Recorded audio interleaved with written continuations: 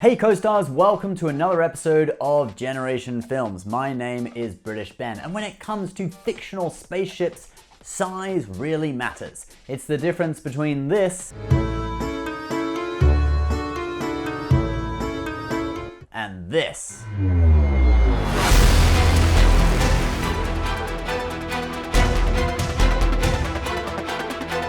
Yeah, humanity still has a bit of a way to go in building massive spaceships that really have that wow factor, but in Stargate, although humans didn't build them, the ancients on the other hand did give humans a helping hand and built some truly enormous ships that humans get to fly.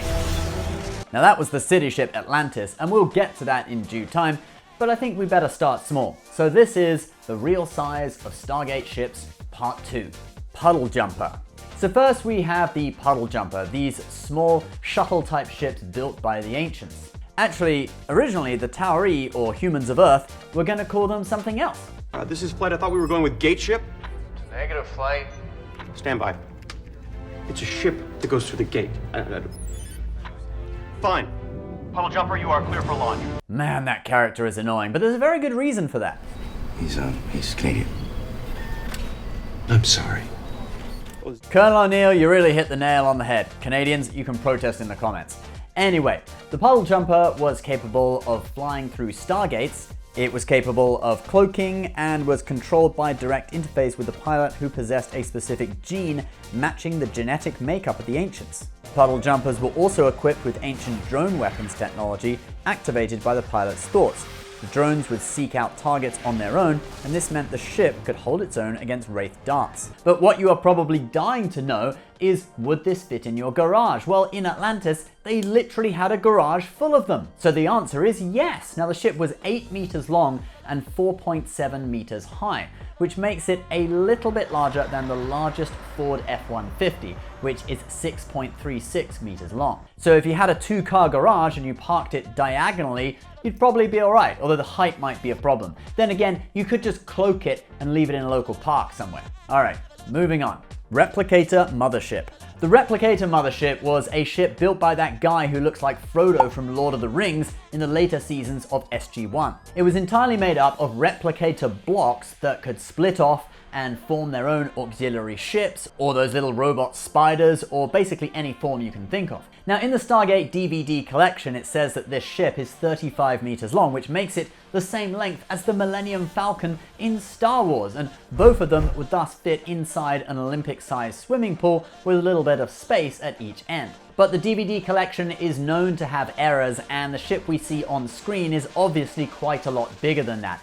It looks about the same size as an Asgard O'Neill class ship, which is 1,500 meters long. And at 1,500 meters long, the Asgard ships, and thus the Replicator ship, would be about the same length as the Brooklyn Bridge in New York. And I think this really makes sense because the Replicator ship is blown into pieces by the Asgard, and one of those pieces lands on a planet and functions as its own spider-shaped independent ship. Now that thing alone looks about 35 meters long or wide or whatever, and that's just a small part of a much larger ship. Alright, moving on to the next one, the Ori Warship. Now the Ori are a group of religious fanatics that tried to take over the galaxy in the last season of SG-1. Their main vessel is the Ori Warship, which looks like this.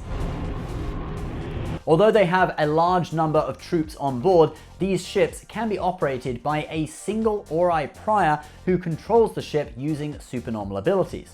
These ships are incredibly sturdy and can withstand a full-on impact by a Hartak-class vessel with no damage. Now, according to the Stargate DVD collection, these Ori warships are about 1,100 meters long, which actually sounds reasonable for once when you consider what we see on screen. So if one pulled up in New York City above Manhattan's skyline, it would look like this. Alright, on to the next one, Atlantis. Now, this is the city ship from the show Stargate Atlantis. It's the same Atlantis that existed in the human myth of an ancient city out in the Atlantic Ocean. Now, in human history, Atlantis should have been about here. But in Stargate, it's out on a planet in the Pegasus galaxy. But actually, there is no conflict there because it was a city ship. It could fly. It had a hyperdrive. So it could come to Earth and go and rest in the ocean in that location, and then it could fly back to the Pegasus galaxy and be there as well. So it could be in either place, floating on the sea. The design of Atlantis in Stargate took inspiration from the real myth of Atlantis, which had waterways around a central area of the city. And you can see this in the Stargate version, how there are multiple areas of water inside the city. Now, Atlantis supposedly has the same internal volume as the island of Manhattan in New York, but in reality, what we see on screen seems to be much smaller than that, and most people put estimates at about 4 kilometers wide. So if it hovered over Manhattan, it would look like this. All right, on to our next and final ship, the Wraith Hive Ship. These were the largest ship class operated by the Wraith, those lovely people from the Pegasus galaxy. What a sweet lady. Now, Wraith Hive ships were like giant cities in space. They carried thousands of wraiths, some of which would be in stasis, and these ships are made of organic material that is a kind of biotechnology that could regenerate at high speed, and this made up for the lack of any kind of energy shield aboard these ships. But they were still more susceptible to damage than other types of vessels. Wraith ships also had powerful energy weapons that could easily disable Daedalus class vessels. But their hyperdrive systems were not so advanced. They had to limit hyperdrive to jumps of 50 light years or so, with cooldown periods in between of about 15 hours. The control system on Wraith ships was a neural interface that, like the Ancients' technology, linked telepathically to the individual if they possessed Wraith DNA. The ease of operation depended on how much Wraith DNA they possessed in their body. The ships had holding cells where Wraith held prisoners or those being prepared for feedings.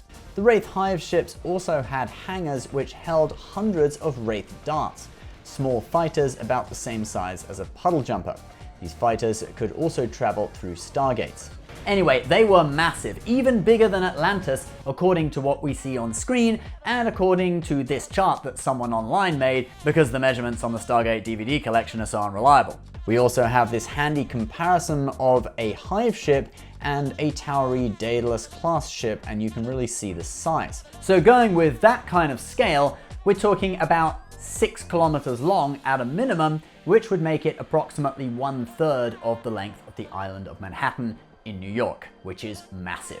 Alright guys, that's the video for today. I'm currently finishing the last season of Stargate SG-1, and then I'm going to move on to Atlantis. I've already watched the first 2 episodes, so hopefully in the coming weeks I'll be doing more videos on ships from Stargate Atlantis. Maybe we'll give you a whole series on the Wraith fleet. Hit the thumbs up button if you like that, leave a comment, let me know what you want me to do, and we'll see you next time.